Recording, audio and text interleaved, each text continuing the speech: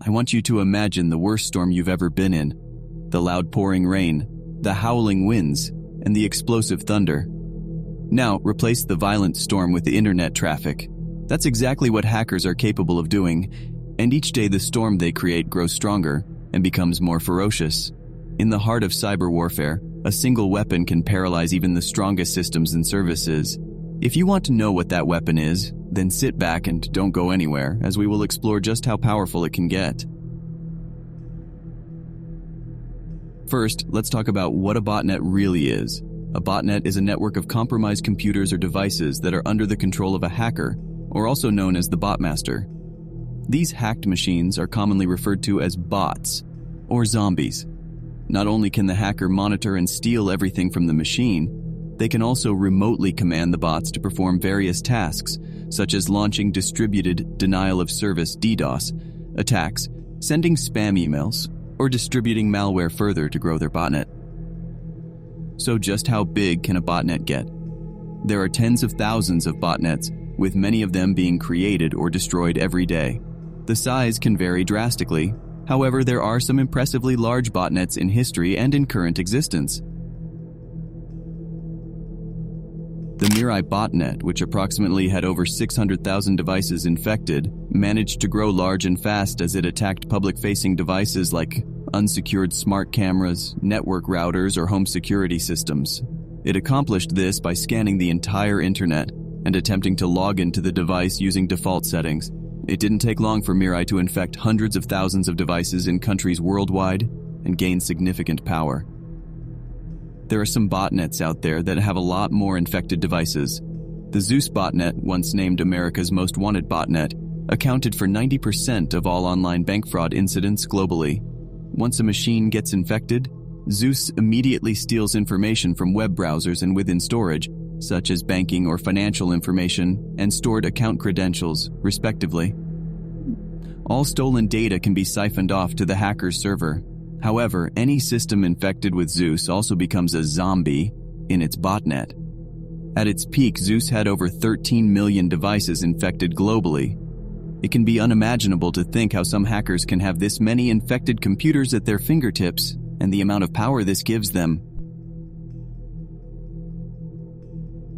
Similarly to Zeus, there is a botnet out there that goes by the name of Emote. It is one of the most professional and long-lasting cybercrime botnets out there. It was first discovered as a banking Trojan in 2014, which then evolved into the go-to solution for cybercriminals all over the world. The Emote infrastructure essentially acted as an entry point for millions of computer systems around the globe. Once a device is infected and unauthorized access was established, the devices are collected and auctioned to other top-level criminal groups. This allows any cybercriminal to commit further illicit activities, such as data theft and extortion through ransomware, simply by paying for the initial access. Despite being taken down in 2021 by law enforcement, Emote has resurged in 2022 and continues to deploy additional types of sophisticated malware. Analysis of Emote activity after their reappearance shows that in only 2 months, the botnet was able to grow powerful enough to send 10 times the amount of spam emails through the entire internet. It grows stronger every day. The amount of devices the botnet has infected does not necessarily determine the power of the botnet. I introduce you to the Mantis botnet, and be warned, it is a monster. The American tech giant and DDoS mitigation company Cloudflare first reported the existence of this botnet as it mitigated attacks on its customers. They reported that at the peak of an attack, Mantis was capable of sending a brain-melting 26 million requests per second. What's even crazier is that the attack came from only 5,000 devices. The reason the botnet is so powerful is that Mantis leverages powerful, hijacked virtual machines and servers, so each bot has substantial computational resources. As a result, the botnet does not need to be that large. The Mantis botnet is described as the most powerful botnet to date, and it gets its name from the mantis shrimp. Although small in size at approximately 10 centimeters in length, it possesses astonishing power. Their thumb-splitter claws are formidable weapons, capable of inflicting serious damage on prey or enemies. With incredible speed and force, these tiny crustaceans can strike at a staggering 152 kilograms worth of force, with their claws reaching speeds of 83 kilometers per hour from a stationary position. In the case of the Mantis botnet, its infected yet powerful devices flood the website with web requests in order to overwhelm the target. Anything hit by this botnet without any sufficient DDoS mitigation would succumb rather quickly. Even more impressively, the botnet uses encrypted HTTPS requests rather than unsecured HTTP requests. Generating 26 million web requests is hard enough to do without the extra overhead of establishing a secure connection. But Mantis can do it using an encrypted communication protocol. It's worth noting this, as to accomplish such a feat, it requires significantly greater computational resources. Each request out of the 26 million would need to establish a secure TLS encrypted connection. It really highlights the unique strength behind this botnet. To put things into comparison on how strong this botnet really is, we can compare it to the Zeus botnet. If we scaled the Mantis botnet of 5,000 up to the size of the Zeus botnet, it would be 2,600 times more powerful. At this size, Mantis could send approximately 67 billion requests per second, which is so far beyond what is considered a high load for a web server. Luckily, due to the difficulties of a hacker gaining control of this many extremely powerful virtual machines and servers, we probably won't see this, at least not yet. Just a quick reminder that only 4.4% of you are subscribed. If you're enjoying the video so far, show some love by liking and subscribing. It helps our channel to grow so we can keep creating videos for you to enjoy. Let us know in the comments what content you'd love to see next. By now you must be wondering, who is behind some of the largest botnets in the world? Well, would you believe me if I said they are typically operated by cyber teams under a nation-state or nation-state sponsored groups? They go by the name of Advanced Persistent Threats, APTs, and are well-funded and elite hackers. Their aim is to infiltrate and remain undetected within targeted systems for extended periods, typically to steal sensitive information, conduct espionage, or disrupt critical operations for political or economic reasons. Botnets play a crucial role in the execution of APTs by providing a powerful and distributed infrastructure for various stages of their attacks.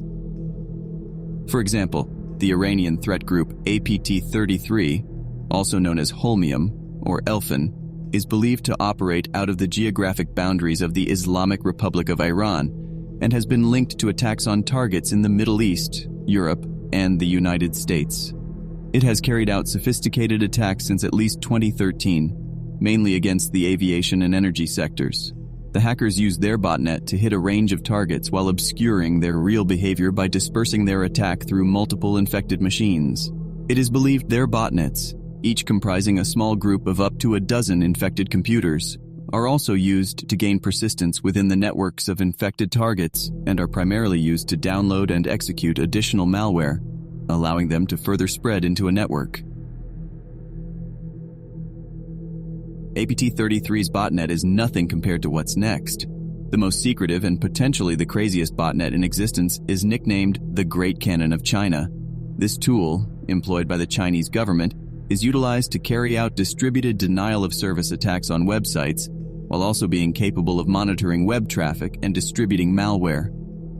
Its operation involves executing a man-in-the-middle attack on the country's gigantic volume of web traffic by injecting specific code into end users' web browsers. This is only possible as China controls the country's internet backbone and has a privileged position on the country's network. Since they control the network, they can intercept legitimate traffic and weaponize it. As a result, web browsers all throughout China can be directed at targets and flooded with enormous amounts of traffic, leading to server overload and disruption. In late March 2015, the Great Canon's initial targets were websites hosting censorship-evading tools. Notably, it directed its firepower towards GitHub, a web-based code hosting service, and GreatFire, a service dedicated to monitoring blocked websites in China. The 2015 GitHub attack caused severe political problems for China, including the United States Department of State viewing it as an attack against U.S. infrastructure.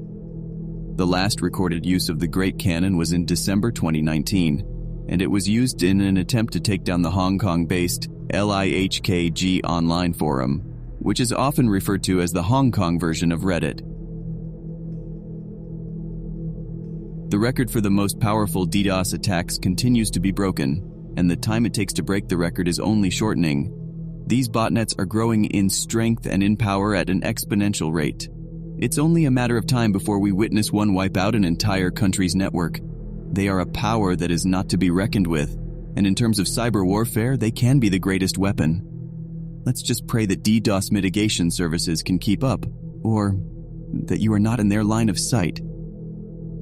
As always, if you enjoyed this video, make sure to leave a like and subscribe, as we'll be covering the most notable, vicious cybersecurity attacks and the most notorious hackers.